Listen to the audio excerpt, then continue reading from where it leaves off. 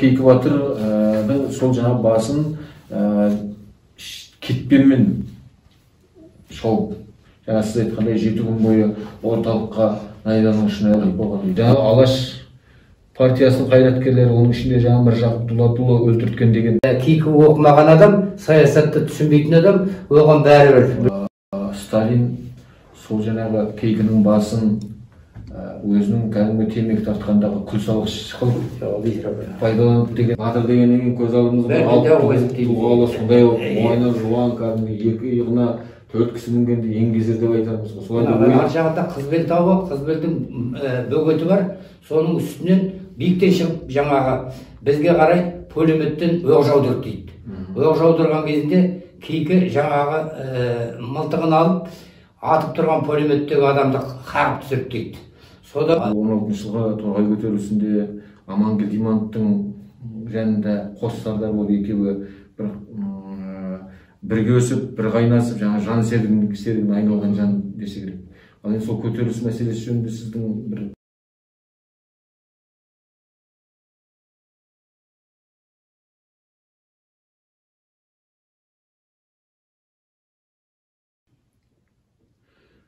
қайырлы күн, құрметті көрермендер.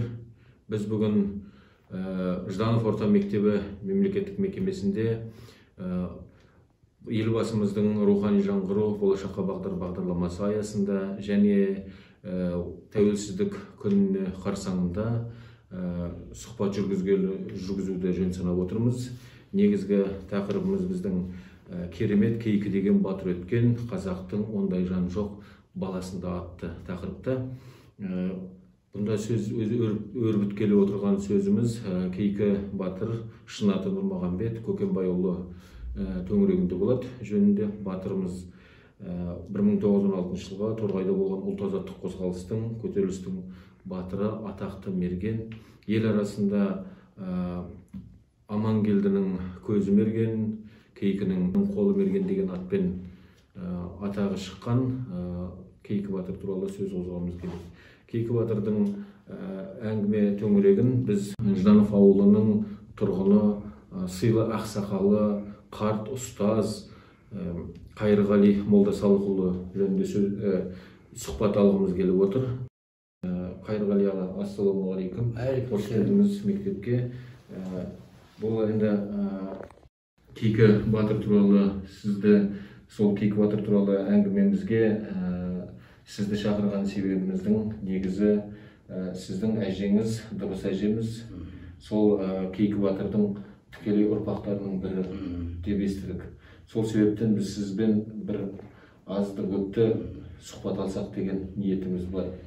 Жалпы дыбыс әжеміз ол қалай, Кейкі батырға қандай жақындығы немесе қалай тарайды? Сол жөнінде кішкене айтыңыз. Енді бұл патша үкіметіне әскер алу туралы халықтың наразылығын туып ұлт-азаттық көтеріліс басқарылды ғой. Содан болған, соның ішінде мынау Кейкі, оның ішінде мынау Қожабайқызы дыбыс әжем Кейкінің қарындасы болып есептелетін себебі мынау Қылышбайды мен көзім көрді. Қылышбай 90-ның үстіне шығып қайтыс болды. Одан кейін Әубәкірді мынау бүкіл Торғай біледі. Әубәкір газетте, Торғай таңы газетінде істеді, директор школ болды. Әубәкірмен мына жас кезімізде нағашымыз деп араластық. Енді әкемнің сөзіне мен қарайтын болсақ, әжем ерте тұрмысқа шығып, сол Кейкі батырды қудалап, әжемді қудалап жаңағы мына қызыл үкіметінің саясаты жүріп тұрған кезде сол әжем біздің үйге келді. Ол кезде мен туған кезде жаңағы әжем сол мені бірінші кәдімгі жуындырған адам есебінде болды. Бірақ әжем өлгенінше 100-ге келіп өлді. Өлгенінше сол мен Кейкінің қызымын, Кейкінің қарындасымын деп солай аузынан шықпады. Өсиетінде тоже. Оны енді мынау осы нені сұхбатты көріп отырған адамдар бәрі біледі. Маған былтыр әкеліп мынау Сейітқали негізгі шөбере немерелері кімнің, Кейкі батырдың, солар бәрі білет. Дыбыс әжемнің ұрпағы ғой, сіз жиесіз ғой деп кітабын әкеп маған тапсырып кетті мінекей былтыр. Ол кісі Рудныйда тұрады, жақында Алаудан осы кейкі туралы тақырыптан тоже көрдім. Енді Әбубәкір менен кім қайтып кетті сол 90 совет заманында. Әбубәкір менен кәдімгі сұхбаттастық. Ол кісі мен Амантоғайда оқу бөлімінде істеп жүргенде сол директор школ болған, қалып қойған жерлерін келіп печатын бастырып алып кетті отдел кадрға. Ол кісі мынау сол кезде ізденімпаз адам кейкі туралы, анау кейкінің Ленинградтағы жаңағы тұлғасын алдыру туралы, мынау үлкен жоғарыдағыларға қаншама хат жазып, қаншама тырысса да болмады.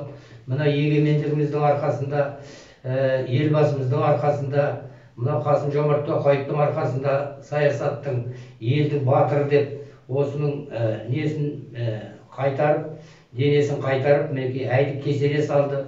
Бүкіл торғай жаңағы соны тойладық. Мінекей ол кісінің батырлығын енді айтып жату бұл жерде көп. Батыр екені, халыққа жаны ашығандығы, егемендікті сол кезде аңсағанын біз жақсы білеміз. Кейінгі ұрпаққа осындай батырлар туа берсін, патриоттық батырлар. Сол кездің өзінде жаңағы егеменді аңсаған батыр атамыз екенін біз білеміз. Шындықты сонда дұрыс әжеміз, сонда тікелей ұрпағының қарындасы болып, қарындасы болып.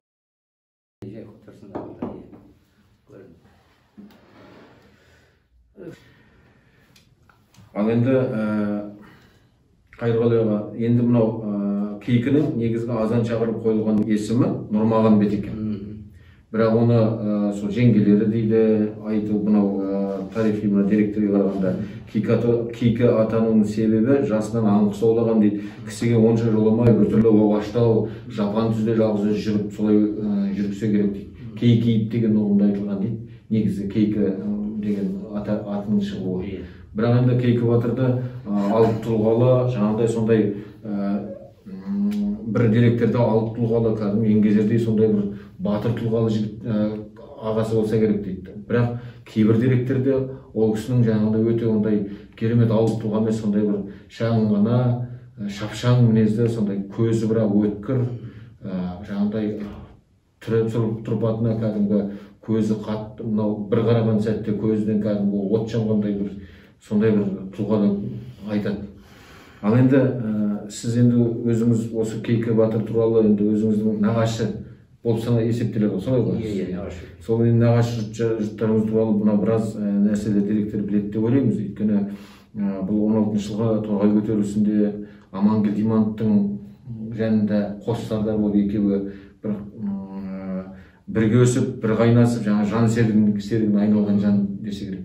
Ал енді сол көтеріліс мәселесі жөнінде сіздің бір естулеріңіз бар ма? Әрине бар. Ол бар болғанда, мынау мен Молда Салқын баласымын, Молда Салқын әкесі Жүсіпбек жаңағы мынау күйік соғысы деген бар. Тарихта да бар. Күйік біздің Қостанай комсомол дейді, қайғы елі, сол қайғының қасында күйік қопасы бар. Сол күйік қопасында Амангелдінің де көзін көрді, Кейкінің де көзін көрді деп Жүсіпбек атамыз жаңағы дыбыстың несі ғой енді, жолдасы. Жүсіпбек атамыздың бірер сөзінен естігенім бар. Сол айтуы бойынша қалай айтты, солай айтам мен өзі. Біз құрықтың басына өкшеміз байлап, көптеген адам жиналып, күйікті етімізді асып, қамыстың арасында тығылып отырдық деп. Содан 5-6 атты ар жағында Қызбел тауы, Қызбелдің бөгеті бар. Соның үстінен биіктен шығып жаңағы бізге қарай пулеметтен оқ жаудырды дейді. Оқ жаудырған кезінде Кейкі жаңағы мылтығын алып, атып тұрған пулеметтегі адамды қағып түсірді дейді. Содан кейін адамдардың көбі ондай әйдік пулеметтің екенін білмейді. Тұраға шыққан кезінде Кейкі атпенен жаңағы қашып баратқан адамдардың алдынан шауып өтті дейді Амангелді. Сондағы айтқан сөзі қараларыңды беріңдер деп айтты дейді. Жаңағы талпа болып тұрса, аналар сескенеді деген мағынада ғой. Содан жаңағы екінші атқан кезінде екінші ішінде қалатты дейді. Содан жаңағы шыққан пулеметпен шыққандардың бесеуінде қалатты дейді. Содан сол енді бұлар отступление дейді ғой, артқа қарай шегініп. Сол жаңағы Кейкі қопасынан кейін торғайға қарай бет алып кетіп қалды дейді. Елден жинаған әскерлер біз қалып қойдық дейді жүсіпбек атам. Соның ішінде жаңағы кішкентай ғана эпизодқа қатыстым деп айтады. Біз кішкентай бала кезіміз тыңдап отырдық. Осы менің естігенім. Енді мынау деректерге қарап отырсақ, тарихи Кейкі батыр ұлт-азаттық көтерілісі кезінде Торғай қаласында шабуыл жасаған, құмкешу, жаңа сіз айтқандай күйек, батпаққара, доғал соғыстардың бәріне де қатысқан екен. Академик өзіміздің жерлесіміз тарихшы Манаш Қозыбаев өзінің «Жауға шаптым, ту байлап» атты кітабында былай деп жазса керек дейді. Мен оқып жіберейін сіздерге. Ақпанның 10-шы күні 1917 жылға Шолақсай керуен жолын торған Амангелді өмен Кейкі бастаған 2000 сарбаз Шошқалы қопада подполковник Кисловтың отрядын оқпен қарсы алды. Шабуылға шығып айқас салды. Дер кезінде шегініп әскердің ертеңгі жолын болжап, түнделетіп төте жолмен Күйік қопасына жеткен сарбаздар Шықанды тамның маңайында қаңтардың 14 күні Кислов отрядын қайтадан қарсы алды. Еркіндікті аңсаған ерлердің беті қайтпай, қарулы қолға қайтадан шығуы таңға жайып емес пе? Күйік қопадағы бұл айқаста атақты Құлан Қыпшақ, яғни жаңағы Кейкі батыр ерен ерлік көрсетті. Жау тобына қырғидай тиіп, жазалаушылардың талайын жайратты десеп. Мінекей жаңа сіздің айтқаныңыз осындай, сіздің естіген бұл неңізбен сәйкес келіп отыр да. Пулеметті қағып. Енді мұнда Серік Тұрғынбек ағамыздың айтуы бойынша күрессіз өткізбеген бір күн текке ұшырған кәпірлердің күлін көкке дейді. Енді бұл мәселені қазір айту ғайбат болады. Дегенмен енді мен шын өлең жолы болғаннан кейін айтып отырмын. Енді бұл жерде тағы да бір мәселе жаңағы күрессіз Әбдіғапар деген бізде Торғай өңірінде хан болса, хан қылып Қыпшақтар арасынан хан сайлаған. Және Амангелді, Кейкі батыр екеуі өзінің сол керемет қолбасшыларының бірі болды.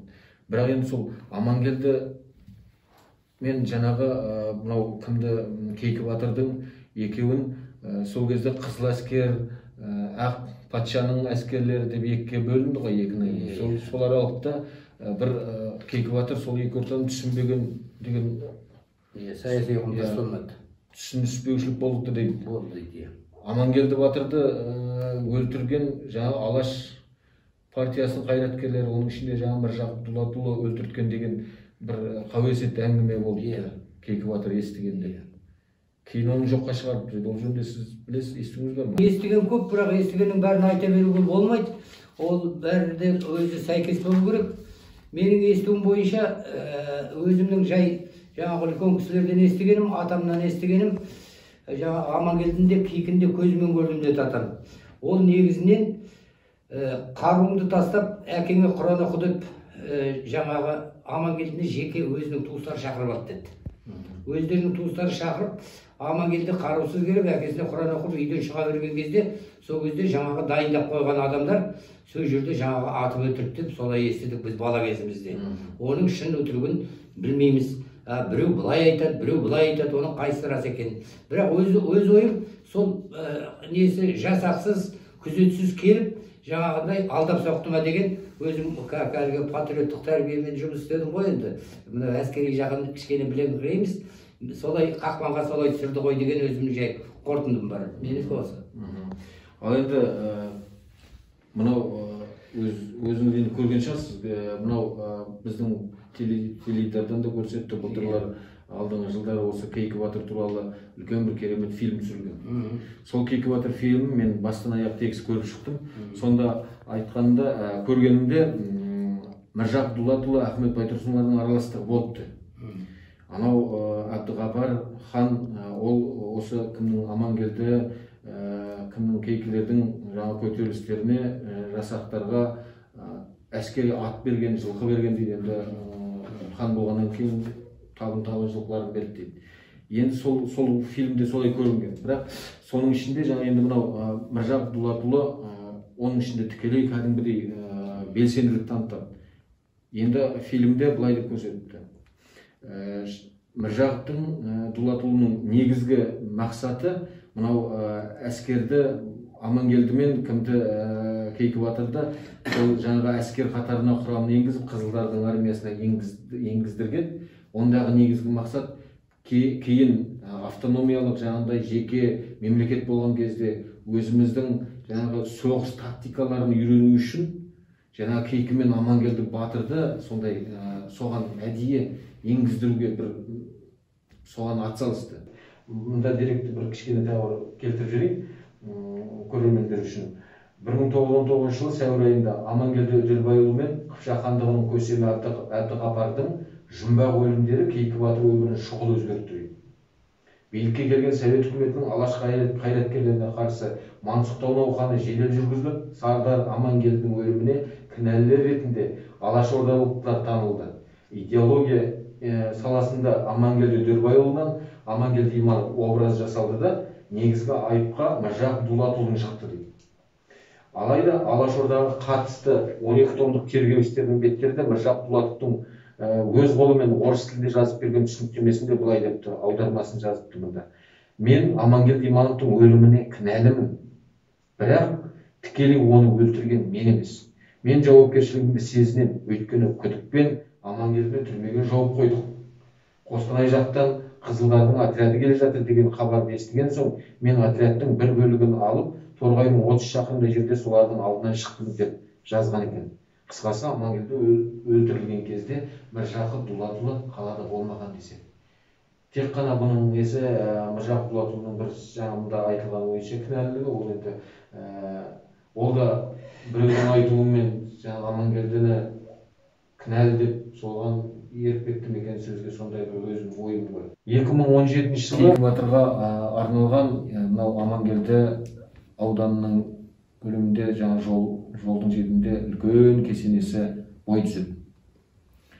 Оны өзіңіз білесіз, сол бой түзеген кесенеге Кейкі батырдың сонау белгісіз себептермен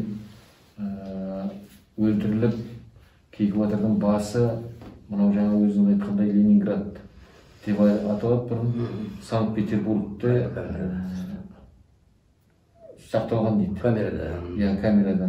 Сонда сақталған дейді, қаншама жылдар бойы. Соны енді өзіміздің туған жеріне, Кейкінің еліне әкеліп, сол басы жерленді, және де соған үлкен кесене орнатылды. Бұған тікелей жаңағы біздің Қазақстан Республикасы мен Ресей Федерациясында ол кездері вице-премьер-министр болған Кәрім Мәсімов пен Дмитрий Медведевтің екеуінің келісім арасында Кейкінің басын елге әкелу туралы қол қойылған қаулыға. Мен сол арқылы әкелтірілді. Бірақ енді Кейкінің басы қалай шабылған туралы, қалай ояққа барды, ол туралы дерек бар ма сіздің? Ол туралы енді мен кітаптан ғана оқыдым, әлгі Торғайға құрыққа іліп қойды деген, мына кітаптың ішінде тұр. 7 күн бойы іліп қойды деген, ондағы мынау қызылдардың саясаты, мынау бостандық аңсаған өте көп оқып, көп білген жаңағы Міржақыпты айтып отырсыздар. Ол кісілердің жаңағы жазған қолынан жазып берген деп айтып отырсыз. Оны ол қолымен жазған жоқ деп ойлаймын мен. Өз пікірім. Оны қолымен жаздыртып отыр. Жаңағы солай істедім деп. Ол кісілер оны істеген жоқ деп ойлаймын мен. Өйткені бұлардың аңсағаны сол кезде егеменді жаңағы мемлекет боламыз дегендердің бәрін қызыл саясаты жаңағы арадан алшақтату үшін бірін мынау жаңағы қазақтың өзіне айдап салғаны деп мен өзім солай есептеймін. Бұл жерде кінәлі бір азат сол жаңағы қызыл саясат. Енді бұл жерде түсініспеушілік Амангелдінің Кейкінің арасындағы аразды кітапта әртүрлі жазады, бірақ негізі Кейкі оқымаған адам, саясатты түсінбейтін адам, оған бәрібір. Бұл жерде ол жаңағы ата берген, орыс десе ата берген, оның қызыл екенін, ақ екенін білмеген, жаңағы содан Амангелді мен екеуінің арасындағы саясатты түсінбеушіліктен болған аразы ғана деп өзім болжаймын жай. Өз нем. Ал енді кітапқа салып, неге салатын болсақ, мен барлық өзімнің ойлайтыным қызыл саясаттың жаңағы недер көп ақпалы болды дейін. Жаңағы бұл жерде Мағжанды да кінәлап керегі жоқ. Бұл жерде жаңағы басқа қазақ адамдарды да кінәлап керегі жоқ. Жаңағы жерде істі жүргізіп жүрген адамдар бір-біріне айдап салу мағынасында болды деп өзім қорытындылаймын. Оныңыз да заңды. Өйткені мен де сол әдейі сізге сол ақпараттарды алу үшін қойып отырмын осы сұрақты. Шынымен де жаңағы солақай саясаттардың кесірінен қазақты айдап салу. Жаңағы кімде Міржақұлы ел үшін деп, жер үшін деп еңбек етіп, жаңағы Алаш партиясында көптеген бірталай қызмет атқарды. Елді ақталып емістелді. Мінекей Кейкі Батырды да халық жауы деген нақақ жаламен қуғындауға ұшыратты.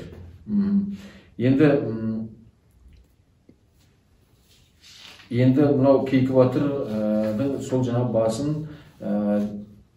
кетпенмен шауып, жаңа сіз айтқандай 7 күн бойы орталыққа найданың ішіне айлық болған дейді.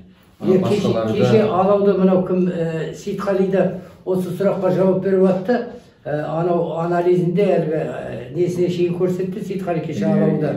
Сонда анау орысша жазылады ғой, тупой предметім деген сөз. Тупой предметім дейді. Енді бұл Алла тағала оның немен шапқанын біз көріп тұрған жоқпыз, оны айта алмаймыз. Бірақ енді басы кесіліп, жаңағы торғайға ілінгенін көрген адамдарда мына кітапта жазылады. Жаңағы солай болғаны жазылады. Әбден бізді қорқытып, төмен қарай басымызды көтермейтін қылып тастау үшін жаңағыдай саясатпен жаңағы контордың алдына торғайға іліп қою деген бұл үлкен масқара. Сөйтіп отырып, жаңағы совет үкіметі біз жаңағы пролетариатпен нені әйді керемет қылдық деп, біз соқыр саясатты осы күнге шейін жаңағы қаншама өмірімізде сол жаңағы совет үкіметінде жұмыс істеп кеттік.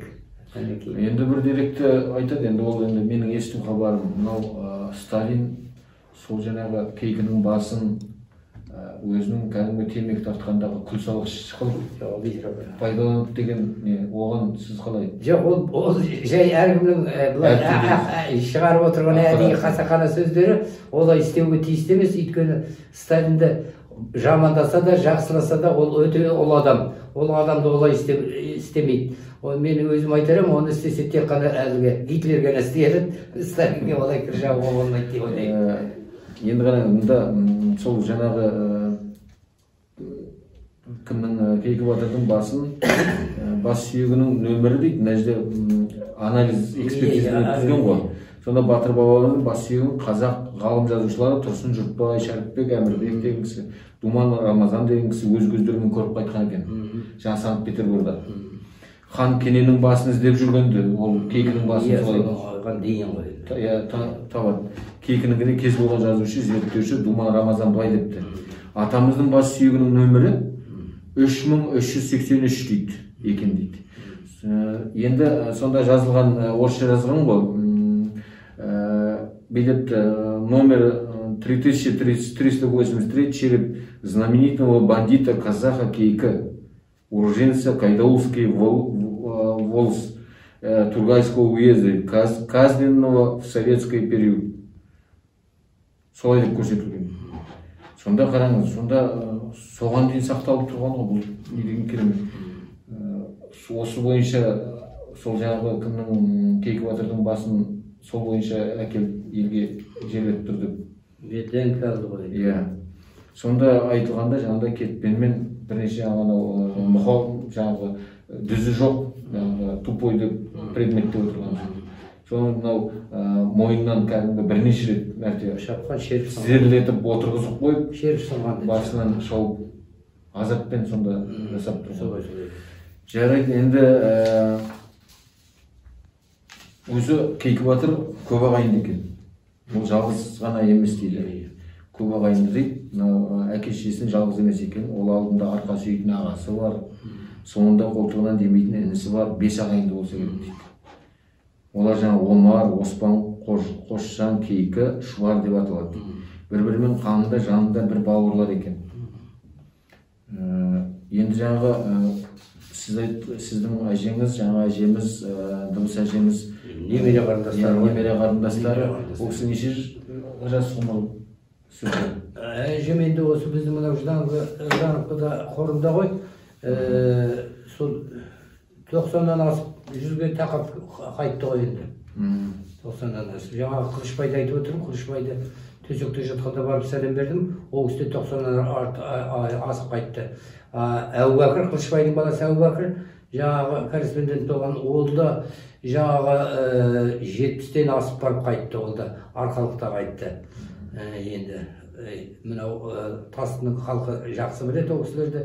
Мен кішкентай кезімнен араластым оларға барып, вот енді мен одан артық. Ал енді сол әжеміздің сол енді немере қарындасы ғой енді. Иә, әжем. Сол әжеміздің сонда Кейкі батырға былай ұқсастық мінез, сондай бір батырлық, өр мінезділігі бар. Әжемнің айтқан сөзінен енді айтамыз ғой мынау. Біз енді Наурызым жақта тұрдық. Әжемнен қазақша айтқанда кемпірлер қорқайтын еді. Әжемнің тілі өткір еді. Шындықты айтатын еді. Бетін айтатын еді. Енді өзіміз мен кішкентайымнан әжемнің қасынан көп сабақ алдым дейін. Отын шауға барып жүрдік. Андай-мындай шаруа істеп жүрдік. Әжем жаңағы бойы кішкентай ғана болды. Жаңағы сөзімде де ұмытып кеттім. Кейкінің көзін көрді деді атам. Амангелдінің кәчкесін атама барып көрсеткенде Амангелдіге ұқсамайды деді. Кімді? Кейкіні кішкентай ғана кісі деп айтты, атамның айтуы. Әжем де кішкентай кісі болды, менің өз көргенім, әжемнің қасында бәлен жыл жүрдім ғой, оқушы болдым жүрдім.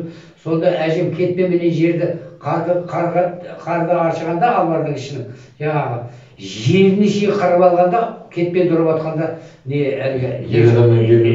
жарқылдап жататын. Біз көз алдымызға батыр дегеннен кейін көз алдымызға тұлғалы сондай мойны жуан кәдімгі екі иығына 4 кісі мінгенде еңгезер деп айтармыз ғой. Солай елестетеміз. Повар катететтің гимнасттар сияқты керемет болып тұр ғой, қолға тұрмай тұрған. Бірақ бұнда жаңағы Кейкі батырдың жаңағы шағын денелі болғанмен де ол жүрегінің түгі бар дейді ғой. Жүрегі бар, сосын өте шапшаң болып тұр. Сондай өте шапшаң. Бұл Алланың берген дары, бұндай адамдар 100-ден біреу, 1000-дан біреу туады дейді. Жаңағы атқанның өзінде де тигізіп тұрғанның бәрі Алланың берген бұған дары. Жүгіріп келетіпті, келе жатыпты. Артқа қарамай тұрып атқанда да тиеді. Сонда ол кісі де өте бір қолдайтын бірдеме болып тұр деп өзім жай солай. Фильмде көрсетілген, әдемі көрсетілген мергендігін бір жерден жылқының құлағына атады. Әбдіғапар ішінен бір жүйрікті таңда деген. Жылқының құлағынан атып мынау менікі күздегі болып кетеді. Құлағын ен салып. Керемет. Сол жерім асқа енді. Жақсы, біраз жерге бардық. Біз мынау Кейкі батыр туралы ұрпақ білу керек. Кейінгі жаңа сіздің дұрыс әжеміз көргендігін жаңа айтып отырсыз. Одан сіз көріп жеткізіп айтып отырсыз. Бұл да біздің енді кейінгі ұрпаққа бір үлгі өнеге. Кейкі атамыз туралы ол кісінің қандай болған жөнінде білу парыз негізі. Елімізде сондай қорғаған батыр адамдардың.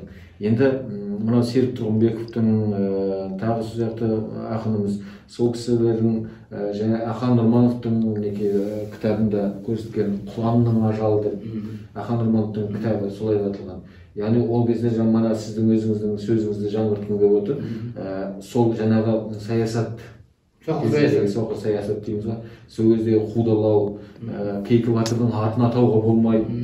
Оны аталған адам ұрпақтарына айтуға болмайды. Ұрпақтарына да жеткізуге болмайды. Сол себептен енді амалсыздан біздің жазушы ақындарымыз жаңа атын өзгертіп, Кейкі Нұрмағамбетті де тіпті Нұрмағамбет деп емес Кейкі деп көрсетті. Құлан тайпасына байланысты Құлан Қыпшақ болғаннан кейін солай деп көрсеткен.